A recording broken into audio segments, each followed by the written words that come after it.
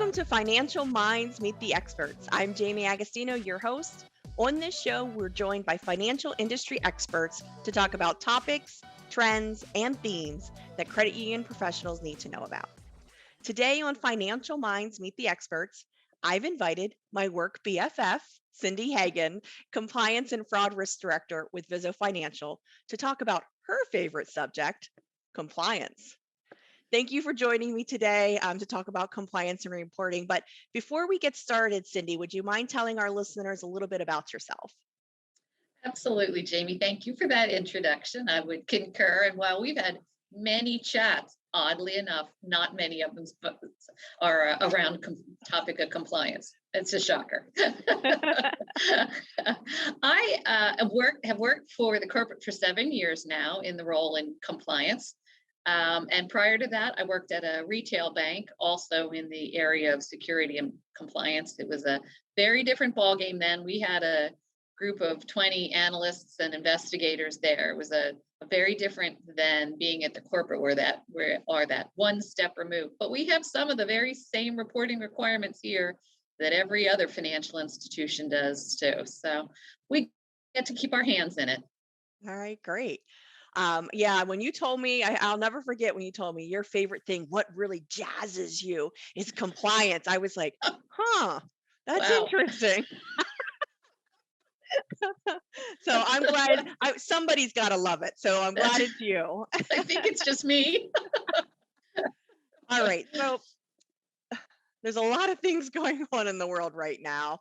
And many media outlets, we continue to hear information about the recent sanctions that are being imposed. I'm hoping you can talk to me just a little bit more about these sanctions, like who issues them and what's their purpose? Okay. Yeah, it's fun because in a climate like we are currently in, with all that's happening in Eastern Europe right now, the sanctions end up in the news nightly, and people kind of get a little bit of a sense of what it is that we're tackling every day. The other upside to this is that it's a wonderful reminder for all of us in the financial services industry that these sanctions and the different reporting that we do is more than just a burden. It really does serve a greater purpose, and it's kind of nice to be able to have other people have a little bit of understanding of what we're doing. Sanctions are issued by the Office of Foreign Asset Control, or OFAC, which is a department of the Treasury. And they administer and enforce economic and trade sanctions. So we're hearing a lot about that right now.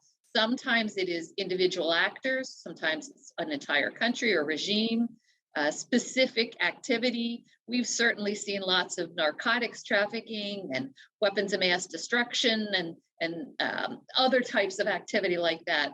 So this particular office imposes sanctions in order to protect the best interests of the United States. Now, they're not a regulatory agency. They are an arm of the government. So from our perspective, the NCUA or our state regulators, depending on your charter, are the ones tasked with ensuring that we are, in fact, meeting any obligations to review and report on any sanctions that are issued. So what will happen is the OFAC will issue a sanction that is published and any of the institutions that are governed by. So that's all banks, credit unions, anybody who's touching the financial services industry. So that includes like casinos and money transmitters. So it's more than just credit unions and banks.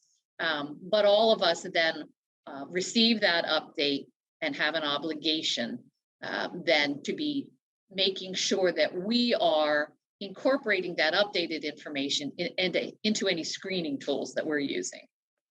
Okay. All right. So what is Vizo Financial's role as well as the credit union's role when it comes to these sanctions? Well, I alluded earlier to the fact that the corporate is kind of different than a natural person credit union. We don't have access to some of the same details of member activity that you do at a natural person level, but the reporting obligations are the same for all of us. So that obligation is not to be doing business with anyone that is on the list. And when I say one, that includes, again, it's regimes, it can be entire countries, it can be individuals, it might be businesses or banks. So anyone that is on the list, our obligation is not to be doing business with them. We're not sending funds to them to support that, and we should not be receiving funds from them either. So the corporate has that same obligation. We're looking at any transactions that are flowing through the corporate. We have an obligation to scan and review and make sure that we're not, in fact, transmitting any funds. That does not negate the need of our member credit unions to be doing the same thing. Every institution has that obligation. So our member credit unions are scanning their own transactional activity. Corporate is doing it as well. Any third-party providers we're using are doing the same thing. Everybody that touches it has that obligation. So we are doing that. It's also important to remember it's not just transactional activity. So for instance, we have to scan our employee list, or our vendors that are in there, or people that we are in any way doing business with. So our membership, we've got a database that includes membership activity in there. So that also gets scanned. Every time the list gets updated, we have that obligation to make sure our scanning tools are updated, and also to scan any of those records that we have, like employees or membership, that would need to be clarified, because you do it when you open an account, but the list changes. And in this particular climate, it changes pretty much every day or every other day with new updates. So you have that obligation always to be sure that your scanning tools are accurate, and you have scanned any databases that you have as well. All right. So, let's say, the credit union has all of their scanning tools updated, but what happens if a credit union has a positive match? Like, what do they need to do? Beyond a moment of panic? Because I have had that happen already. It does not happen often. I have to be really honest. But when it does, you just have that, this can't be, something must be wrong. I think I did something wrong. But beyond that, there are obligations. The first thing is to really clarify, do you genuinely have an actual hit? So for instance, you want to be looking, is it the name of an individual? And on the list, it's actually the name of a vessel, because there are indeed ships and that are listed on there. So if it's a ship, and it'll delineate that on the list, and you have an individual, clearly not the same. You can just, that's not a match. And sometimes, depending on your screening tools, you will get a match that feels kind of quickly. So for instance, if Hagan was on the list, my name would then appear on as a potential match. But if the name on the list is Ralph Hagan, that's clearly not me. You can again eliminate that.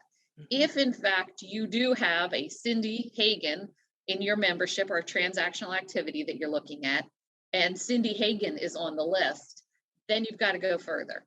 You want to look at the list. The list itself contains some details, and that can really vary.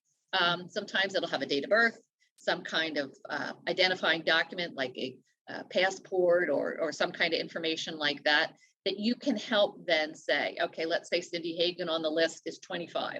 Clearly, I am not 25. So you would be able to say, okay, that's not our girl. So we can go ahead with that transaction.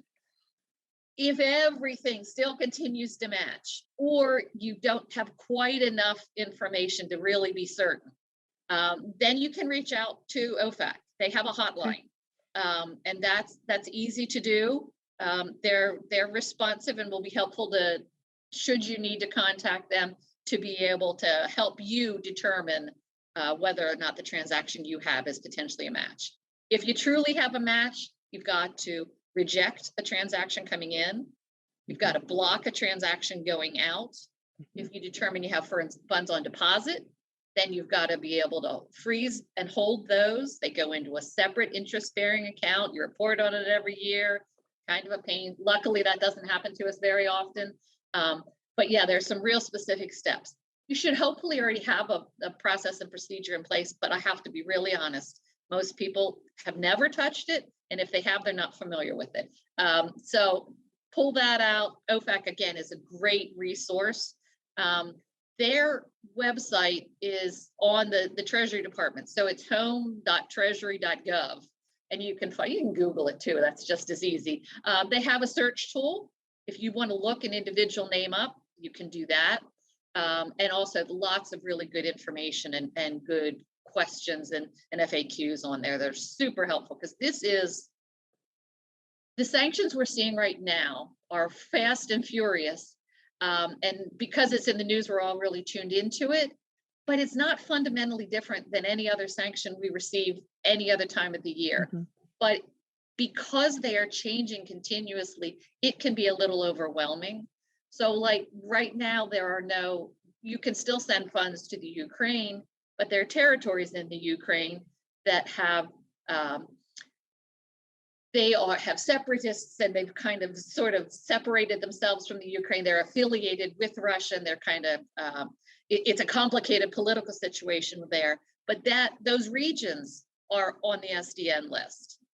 Mm-hmm. Okay, so what if I am sending money to an individual on that list? Well, that's not exactly the same, so it can get really complicated, and certainly, that's when you want to double check. You never want to just slide them on through. You want to take that extra moment and give it the appropriate due diligence and review before you would forward a transaction that looks like your screening tool has indicated it might be a match.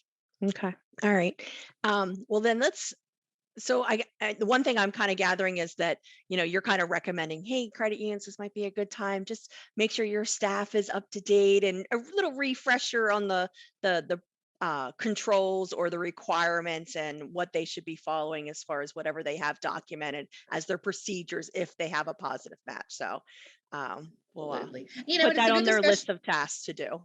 It's a good discussion with your entire staff, because your frontline staff is going to hear some questions too. And if you're not in that operational kind of thing where you're doing that review, that can be even more confusing. So yeah, it's a good discussion to have with all of your team. And it's important, frankly, for your team to understand all of the reporting we do.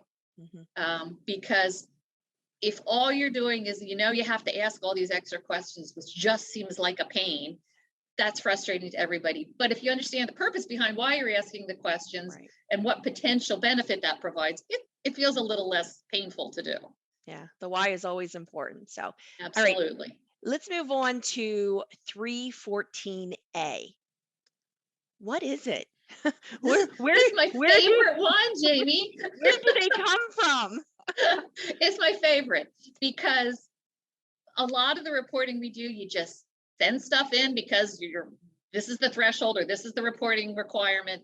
But 314As are a reporting tool that law enforcement uses. So if I'm a law enforcement agent working a big case, and I want to be able to connect all the dots to the funds that are involved in this case, I reach back out to FinCEN. So that's the Financial Crimes Enforcement Network, another part of the government. This is a regulatory agency. So FinCEN will receive those requests from law enforcement. And every 2 weeks on a Tuesday morning, everybody in the financial services world gets an email that says, hey, go check. You go to FinCEN's website, you download the information, and you look. Do I have accounts for this person? Have I transacted activity have I sent a wire to this person from one of my members? Do I have anything that's related to this? It's typically individuals and businesses that are part of this. So you look at those, you screen those. Generally speaking, you don't have anything, no big deal. But if you do actually have something that looks like it might be a positive match to that, then law enforcement is listed. The agents that are involved in that case are listed, and you reach right back out to them and say, I've got 3 accounts for Jaime Agostino. I see that she's listed on this week's 314A list. And then, they will typically subpoena information from you at that point. But I know that doesn't sound super exciting, but the bottom line is that law enforcement actually finds this wildly beneficial. So when they send out a request, typically they get 10 new leads, which is a pretty impressive bang for your buck on that one. and that 95% of 314A requests will lead to an arrest or an indictment. So while you might not know all the details of what's happening in that particular case, it's one where a single email goes out on Tuesday morning and all of that information suddenly is there for law enforcement, because it can go through a lot of layers. And, if it's a sophisticated crime, there are a lot of different involvement there. And so I find it to be wildly effective. One email goes out, comes to us, we screen. If we find it, we reach back out, and it really does produce valuable results for law enforcement. So that's one of those tools that I'm like, okay, I get this one. Okay. All right. Are there any other responsibilities for the credit union when it comes to 314As, or are they just basically, screening it, and then if they have any accounts, they just, respond? Do they need to do anything else? Correct. No, actually, that changed. If you've been in financial services for a while, we used to actually have to say, "Hey, I looked, I checked, I'm good. I don't have anything." You don't need to do that anymore. That they determined was kind of a waste of everybody's time. So now the obligation is to screen, respond if you have any potential matches, and then from there you're good to go. And if you do, of course, then law enforcement will reach out, make a request for whatever documentation they need. Okay. All right. So let's talk about currency transaction reports, or CTRs. Okay, so When Oh yeah, when are these needed, and what are the common issue areas that credit unions need to be careful with when it comes to CTRs? CTRs, now, as much as I love 314A, there's so much confusion around CTRs. So I wish it were referred to as a currency transaction record rather than a report, because a report to me sounds negative. It sounds like I'm reporting you to someone, and it's not. It's a record of a cash transaction. So CTRs are the line in the sand for cash transactions. A single business day, a single direction. So if I've deposited more than $10,000, or I have withdrawn more than $10,000 on a single business day, then that needs to be reported. It's not, I'm not reporting you to the IRS. I'm not, there's no negative connotation. It's a record of those transactions so that there is some level of understanding of cash moving through the United States financial services system. And that's really all it is. But membership in general has some vague notion of that $10,000 line, and that's all they kind of know.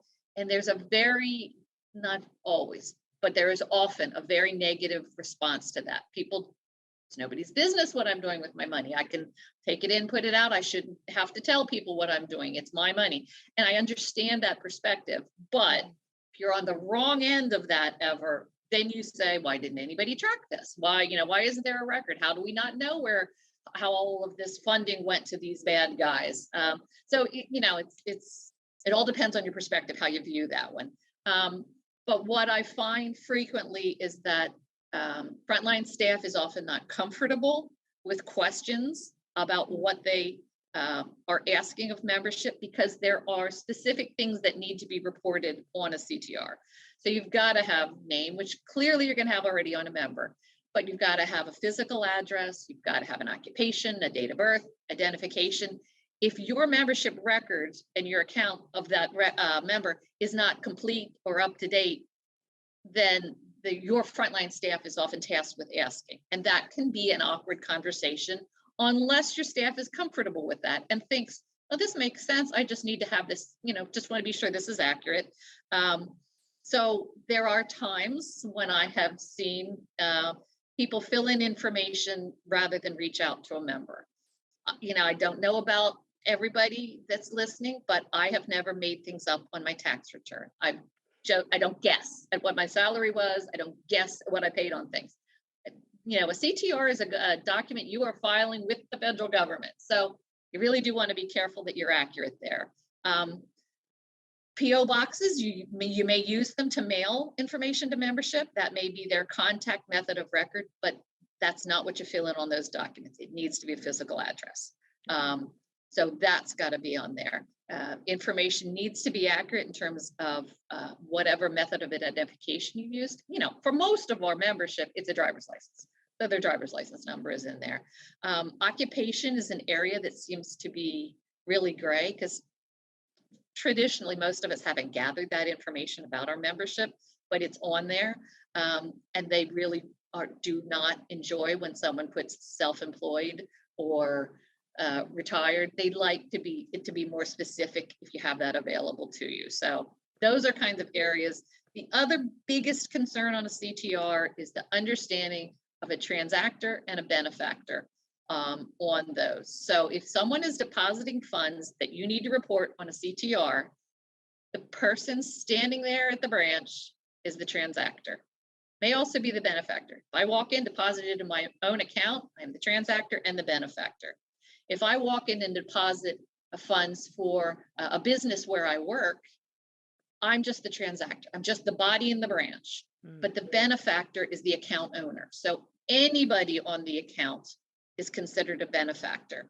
So if I walk in and deposit funds into an account that you and I hold jointly, we're both benefactors, even though I'm the only person physically making the transaction. If I'm withdrawing funds, it's different. Then I am the transactor and I'm also the benefactor. We don't know what's happening with those funds once they leave the branch. I only can attest to the fact that this person received the funds. But in a deposit, we both could benefit from those funds if we're both have access to it. So those are understanding those transactions are good, and making sure that the information you're reporting in there is accurate is critical on a CTR. Are there ever exceptions for CTRs? Like maybe you have a business member and they have a cash intensive business. I mean, are you basically every time they bring in their deposit, which is a large sum of money, you're filing a CTR because of the business? Yeah, typically, yes. There are some exceptions, Jamie. So like a government account, so like the borough account, that doesn't need a CTR. There are exceptions, but generally speaking, if you've got a grocery store or a fast food place that has an account with you, you're going to be reporting those. Interesting. There are a couple of them that fall into kind of a gray area, and I would always encourage you to err on the side of filing rather than trying to choose to get an exception for that account. That's interesting because I never even thought about this, but back when I was a teenager, I worked at the local grocery store, which is a family-owned grocery store. It's local to the Central PA, and I would have to take the money, the deposit, and I'd have to go to the local bank and I'd have to stand there, and they'd always ask my name, and I'm like, why do they need to know who I am? Kind of thing. Because I'm just this teenage kid, Right. taking this money, and they had a car service that came and picked me up. It was just weird. But now I kind of understand, Yep. why they would ask me some of these questions. I just didn't know at that Now point in you time. do. Interesting. All right. So, suspicious activity reports are SARs. What are their purpose, and when do you need to file a SAR? And who needs to file the SAR? So as much as I feel like currency transaction reports should just be records, suspicious activity reports are in fact a report. This is when you say something isn't right. So a suspicious activity report is indeed the record of a suspected activity that does not make sense. So suspicious activities, not necessarily cash. CTRs are only talking about cash transactions. SARs can be cash. You might have somebody who's structuring their cash because they don't like that CTR report, and they'll come in and instead of depositing their $15,000, they'll give you 9, and then they'll come back tomorrow and give you 6. And they'll tell you. So when they walk in and tell you, suddenly you don't have to do a CTR, but now you got to do a SAR. So it is known or suspected suspicious activity. And I think the thing that people are sometimes uncomfortable with that, saying, I think something weird is going on here. Sometimes it is so straightforward and so obvious that you go, we have to report this. The bottom line is, if you have knowledge of a transaction that meets any of those red flags or meets any of those reporting concerns, then you have an obligation to report. You do not have to understand the entire story. And that, I think, sometimes is confusing to people, because I may have a member who brings in cash every Friday, but they also have a payroll. I know they're employed. I know that that's going on, but I don't understand why pretty much every Friday they've got about $5,000 in cash. Seems a little strange to me. Maybe we have asked, maybe we have, kind of danced around the question with them, and they're not very forthcoming with what the cash is from or where the cash is coming from. Then I don't need to understand all of it. I'm not the investigator in this. I'm not the law enforcement agent. That's where these go to. But I need to report that. And I think this can be super frustrating for credit unions, because you report this like you're supposed to, and then it's like it just drops off the face of the earth. It just goes into some void, and it doesn't really. It goes to SAR review committees. They are regional, and they're looking for those. So you want to be sure when you're filling one out, you include the details of what's happening. And if you think that this person is laundering money, or you feel like they're underreporting from their business or whatever is happening, you want to include that in there. If you think that this person is maybe involved in scamming an elderly person, that there's some elder abuse, you'd want to be reporting that. Or perhaps your member is a victim of some kind of scam or crime, that you are reporting that activity. Again, you're not just reporting on the bad guy, as it were, you're reporting that activity. So your member sends a wire to sell their timeshare, and off it goes.